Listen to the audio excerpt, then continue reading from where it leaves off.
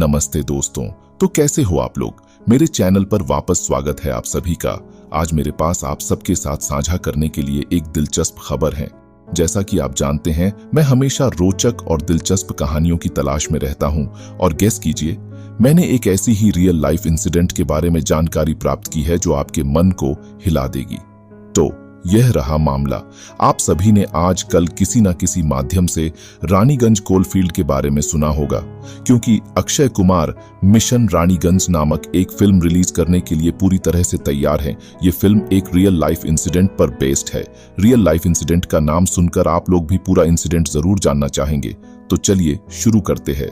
लेकिन शुरू होने से पहले मेरा यह YouTube चैनल चैट शायर, जहां मैं दिलचस्प कहानियों और वास्तविक जीवन की घटनाओं को साझा करता हूं।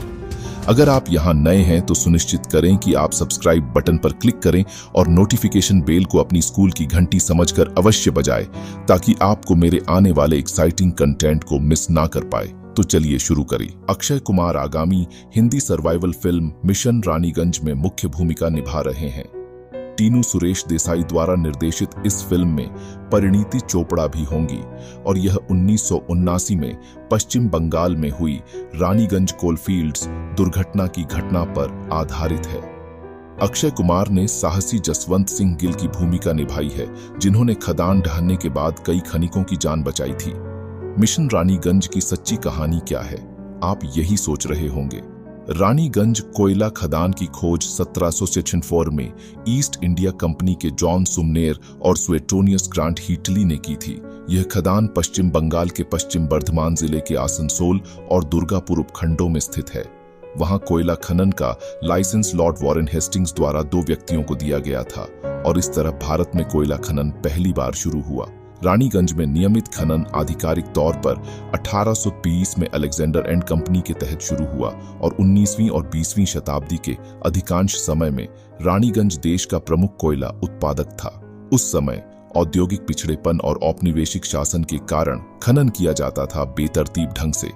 उस समय खदान की छतों और दीवारों को सहारा देने के लिए कोई खंभे नहीं थे और जितना संभव हो उतने संसाधन जुटाने के लिए सभी कोयला नसें समाप्त हो गई थीं।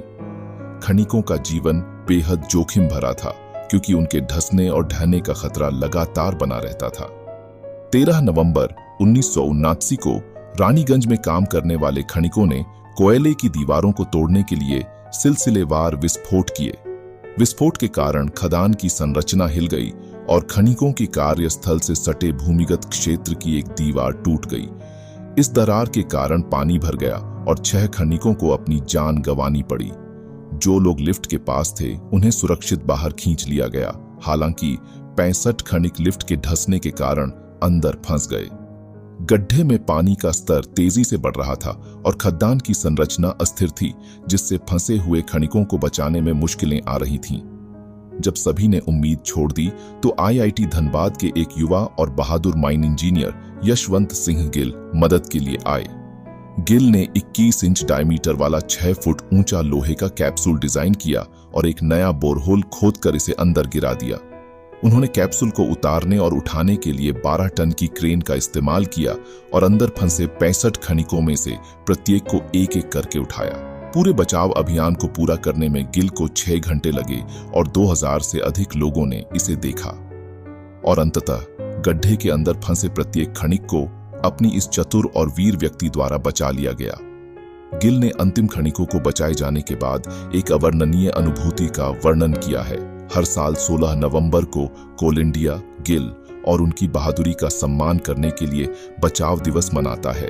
उनके इस वीरतापूर्ण कार्य के लिए भारत के तत्कालीन राष्ट्रपति रामास्वामी वेंकटरमन ने उन्हें सर्वोत्तम जीवन रक्षा पदक से सम्मानित किया।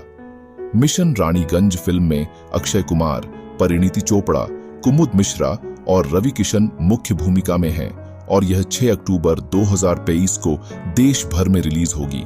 एक वास्तविक जीवन के नायक की कहानी को बड़े पर्दे पर देखना लुभावना होगा और वही ये आपको पर्दे पर जसवंत गिल और इस साहसी कार्य को देखने का मौका भी देगा। चलिए फिर मिलेंगे एक और सच्ची कहानी के साथ अगले वीडियो में। वीडियो अच्छी लगे तो इसे लाइक, शेयर और चैनल को सब्सक्राइब अवश्य कीजिए। धन्यवाद। जय हिंद, जय भारत।